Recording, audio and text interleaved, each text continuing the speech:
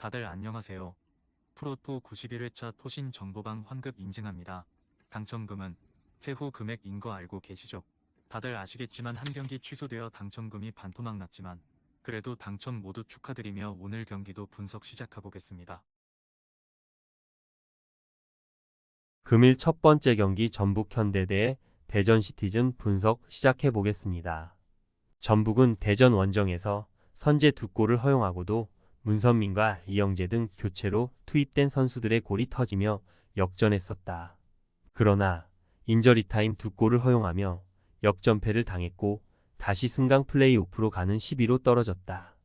스플릿 라운드 5경기가 남아있기에 다이렉트 잔류도 노릴만 하지만 최대한 승수를 챙겨야 한다. 나란히 대표팀에 뽑혔던 이승우와 문선민을 비롯해 안드리고와 권창훈 등이 공격적으로 골을 노릴 것이다.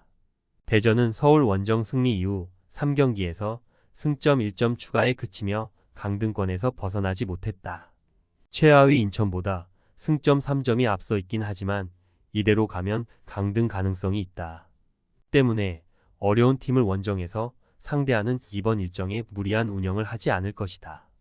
징계에서 돌아올 구택과 함께 마사와 윤도영이 역습에 임하겠지만 대체적으로 라인을 내리고 경기에 임할 것으로 보인다. 전북의 승리를 본다. 대전은 이순민과 벨톨라 등 수비 보호가 되는 중앙 미드필더들이 즐비하다. 그러나 안토니 상대 공격수를 놓치는 상황이 나오는 점은 불안하다. 이영재와 한국영이 중원에서 점차 분위기를 가져올 것이고 이승우와 안드리고가 기회를 골로 마무리할 전북이 승리할 것이다. 금일 두 번째 경기 부천FC 대 수원 삼성 분석 시작해 보겠습니다. 부천은 리그 7위지만 선두권과 격차가 크지 않고 남은 일정을 통해 충분히 승격 플레이오프 진출을 노릴 수 있다. 휴식기 전 두 경기에서 승점 1점 추가에 그치긴 했지만 일손의 공백을 잘 메웠었다. 팀의 에이스 역할을 해준 바사니를 비롯해 루페타와 한지호 등이 공격 상황에서 위협적인 움직임을 잘 가져갔다.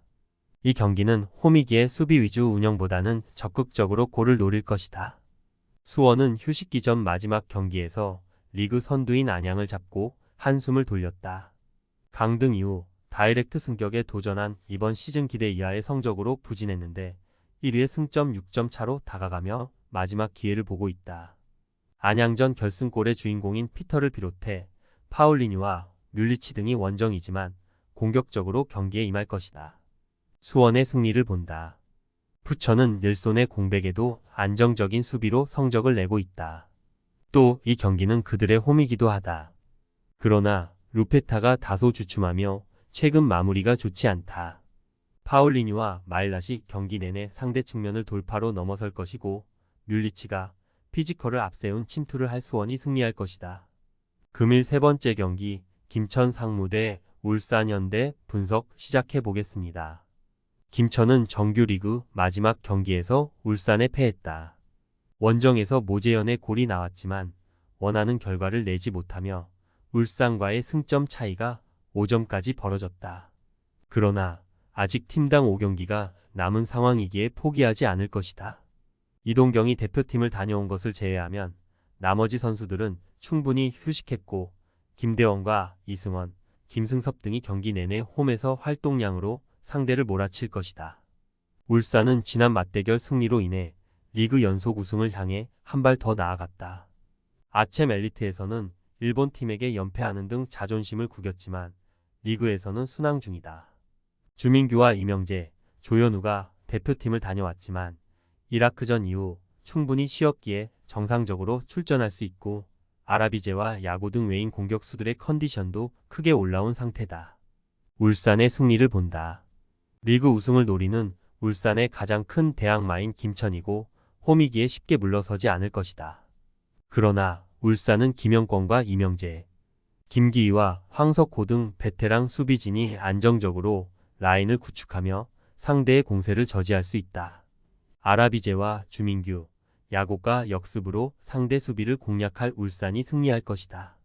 금일 네 번째 경기 인천 유나이티드 대 제주 유나이티드 분석 시작해 보겠습니다.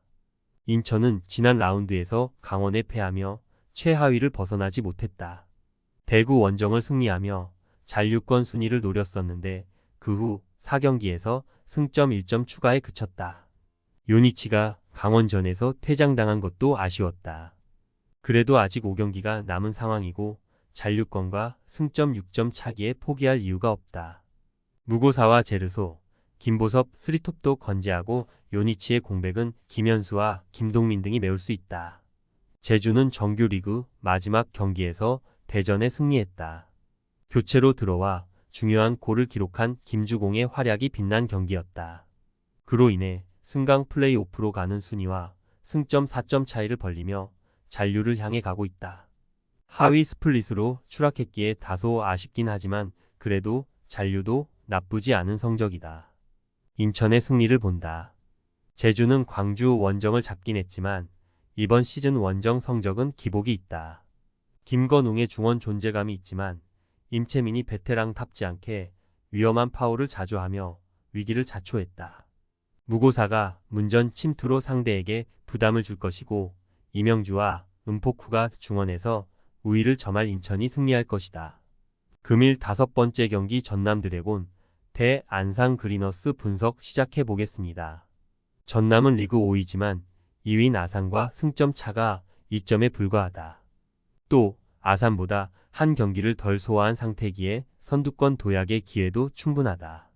고비도 있었지만 부천과 성남을 연파한 것이 결정적이었는데 이 경기를 승리하면 원하는 목표에 더 다가설 수 있다. 발디비아가 최근 다소 주춤하긴 했지만 플라카와 김종민 등 해결할 선수들은 충분하다. 안산은 직전 홈 경기에서 홈의 이점을 살리지 못하며 부산에 완패했다. 전반 이미 3골을 허용하는 등 완패했는데 공수 밸런스가 시즌 막판 완전히 무너진 모습이다. 감독이 신뢰하는 김영남과 김정호 등 베테랑 수비진이 스피드 열세로 공간을 내줬고 최한솔도 중원에서 수비 보호를 하지 못했다. 전남의 승리를 본다. 안산은 강등이 없는 K리그 이기에 굳이 상위권 팀 상대로도 수비 위주로 경기를 할 이유가 없다. 원정에서도 공격적으로 라인을 올리며 전남을 상대할 텐데 그 점이 외려 발목을 잡을 것이다. 조지훈과 이석현 등 중앙 미드필더 듀오가 상대의 침투를 저지하며 역습으로 전환할 것이고 발디비아가 공격을 주도할 전남이 승리할 것이다. 금일 6번째 경기 충북 청주FC 대 김포FC 분석 시작해 보겠습니다. 청주는 이번 시즌도 승격과는 거리가 먼 성적에 그쳤다. 그래도 최하위를 벗어나 나름 중하위권 순위를 유지했다. 탈레스를 제외하면 그리 인상적인 활약을 한 외인 선수가 없었지만 김선민이 중원에서 수비 라인을 잘 보호했고 윤민호가 5골로 팀 공격에서 힘을 냈다. 그러나 나름 안정적인 수비 라인과 달리 공격진의 기복은 시즌 내내 이어졌다. 김포는 최근 이랜드와 아산을 연파하며 승격에 대한 꿈을 이어가고 있다. 시즌 개막 이후 홈구장 보수 문제로 인해 홈에서 경기를 소화하지 못했고 하위권으로 추락했었는데 시즌 막판 페이스가 대단하다. 직전 경기에서는 2위인 아산을 상대로 전반에만 박경록과 루이스의 연속골이 나왔고 3골차 완승을 거뒀다.